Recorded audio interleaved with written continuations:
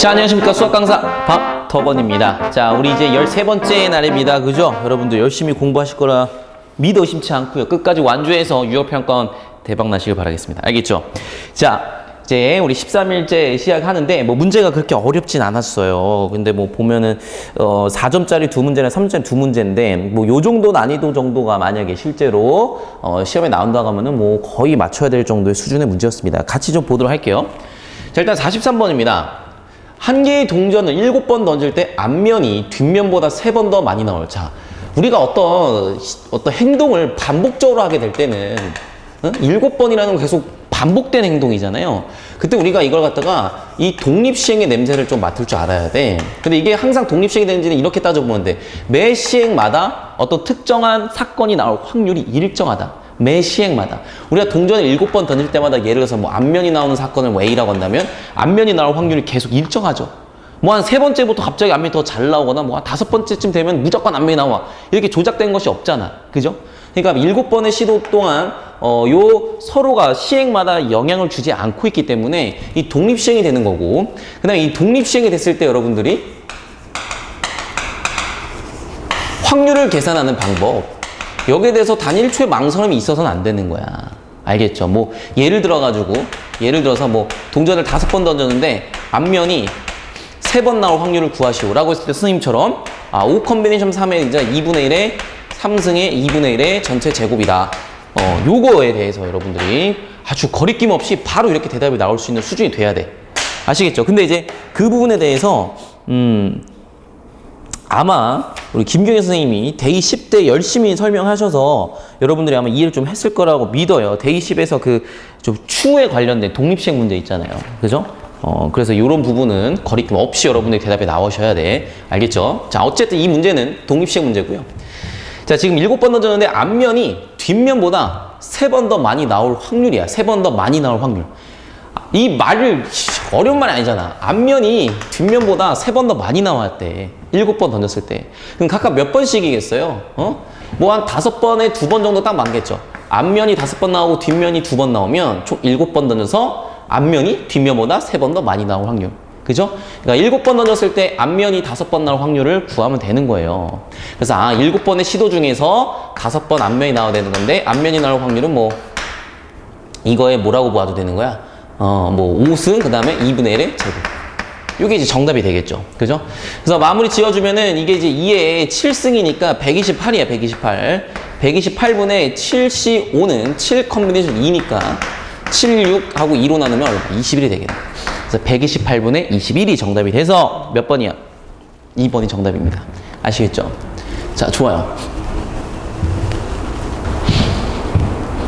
자, 이제 44번 문제 풀이를 하도록 하겠습니다. 그림과 같이 1, 2, 3, 4의 숫자가 하나씩 적혀져 있는 카드가 3장씩 12장이 있는데 이 12장의 카드 중에서 임의로 3장의 카드를 선택할 때, 그죠? 선택한 카드 중에서 같은 숫자가 적혀져 있는 카드가 2장 이상일 확률이라고 했습니다. 그러니까 일단 머릿속에 상상이 좀 돼야 되는데 나는 이 12장의 카드 중에서 3장을 선택할 때야. 이게 지금 뭐가 되는 거냐면 표본 공간이 되겠죠. 표본 공간의 근원 사건의 수가 이제 전체 경우의 수가 되겠어요. 그지? 뭐 일단 우리가 12C3으로 바라보는 것이 맞죠. 그지? 여기서 4C3이라고 생각하시면 안 돼. 왜냐면 이거 1이라는 종류가 한 가지밖에 없고 이것도 이렇잖아요. 자, 우리가 확률을 생각할 때는요. 내 눈에 떨어져만 있어. 2개가 보이면 무조건 다른 것을 인정해야 돼. 이게 왜 그런가 하냐면 여러분 이거 얘만 들면 딱 알아요. 선생님이 봐봐. 예를 들어서 여기에 흰 공이 하나랑 검은 공이 99개가 들어갔어요. 99개. 그 토탈 100개죠. 100개.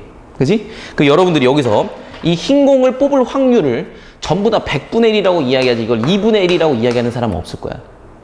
그지? 맞잖아.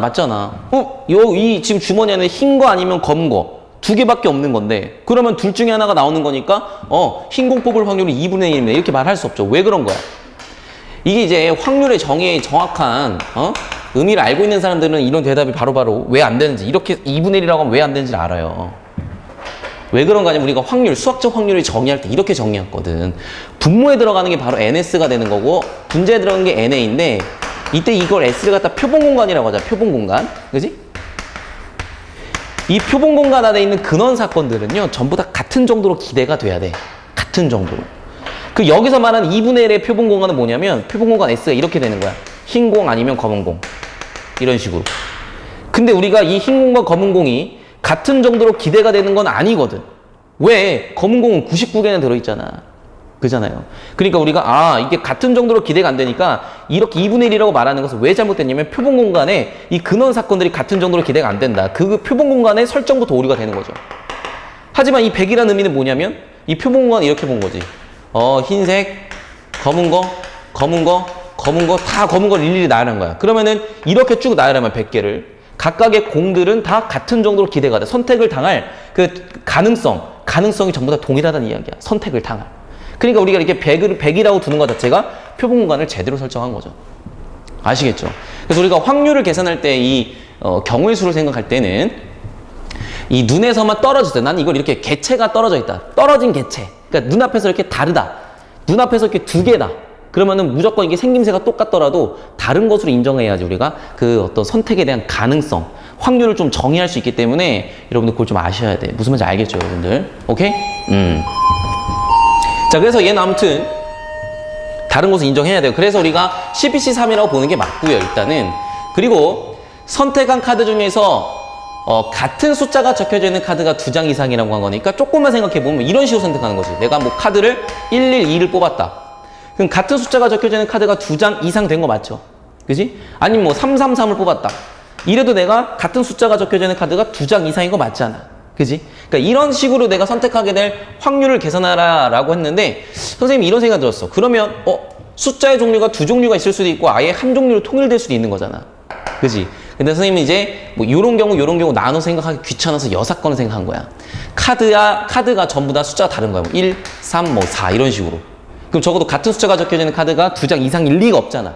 그잖아. 그래서 저는 이렇게 생각을 했어요. 자, 그래서 우리 특정 사건을 이제 여사건의 개념을 이용해서 풀 건데 요렇게 할게요. 자, 1에서 그러면 CBC 3분의 여사건이라는 건 이렇게 되겠죠. 카드가 전부 다 숫자가 달라야 되니까 1, 2, 3, 4 중에 어떤 숫자 3개를 선택할 거냐. 뭐 1, 2, 3을 선택할 건지 2, 3, 4를 선택할 건지 1, 3, 4를 선택한 건지 뭐 1, 2, 4를 선택한 건지 모르잖아. 그게 4시3가지. 됐죠? 그럼 내가 만약에 이 4시3가 중에 내가 1, 2, 3이나 숫자를 하겠다 라고 하면 이 1 중에 어떤 1인 건지 결정을 해야겠죠. 3가지. 그 다음 2 중에 어떤 2인 건지 결정해야겠죠. 그 다음에 3 중에 어떤 3인 건지 결정해야 되겠죠. 왜? 우리가 처음에 표본공간 설정할 때 12C3이라는 것 자체가 12C3이라는 것 자체가 얘네를 전부 다 다르게 인정하고서 3개를 선택한 것이기 때문에 내가 예를 들어서 1, 2, 3이라는 숫자를 선택한 거를 경우의 수를 세겠다라고 하면 그렇지. 총 27가지 나오는 거야.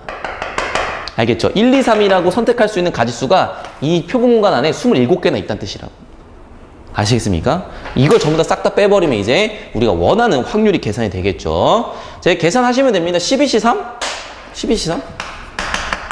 10 이렇게 한다면 이걸 3, 2, 1로 나누면 되잖아. 그죠? 그러면은 이럴 때는 이렇게 해서 5 해놓고 그 다음 이렇게 해서 4잖아. 그럼 4, 5, 20이죠. 그러면 11에다가 20을 곱하는 거니까 220이네. 1 마이너스 220분의 자, 얘는 이게 27에다가 곱하기 4잖아, 4. 그럼 이걸 4로 나누면 얼마야? 55가 돼요. 55 맞죠? 55. 그죠? 55분의 27이네. 그러면은 55분의 28이 정답이 되겠네. 55분의 28.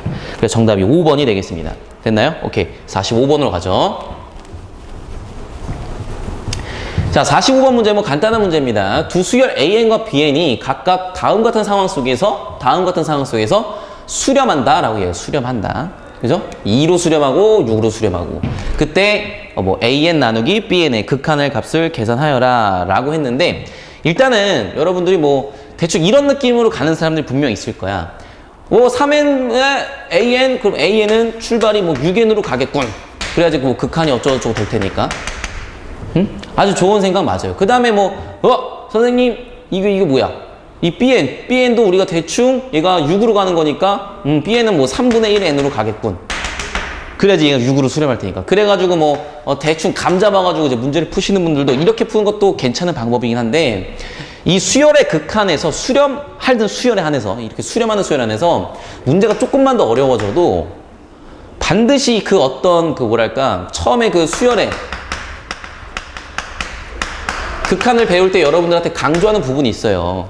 수렴하는 수열에 한해서만 우리가 이 리미트가 좌측 연산이 자유롭다 이런 이야기가 좀 있는데 수렴하는 수열의 모습을 그대로 활용하는 연습을 좀 해야 돼. 그래서 무슨 말을 하는 거냐면 지금 문제에서 이게 봐봐. n이 무한대로 갈 때 이러한 수열이 수렴한다고 이야기한 거고 이러한 수열이 이렇게 수렴한다라고 이야기한 거잖아. 그죠? 그러면 수렴하는 수열의 그 모습 자체를 그대로 활용하는 연습을 좀 할 줄 알아야 돼. 그래서 이러한 수열과 이러한 수열이 수렴하네. 근데 나는 지금 이거의 극한을 구하려면 수렴하는 수열과 수렴하는 수열을 어떻게 연산할 건지를 생각해 보는 거야. 그래서 이 둘을 곱하기를 해요. 그럼 바로 이 모습이 나오죠. 그지?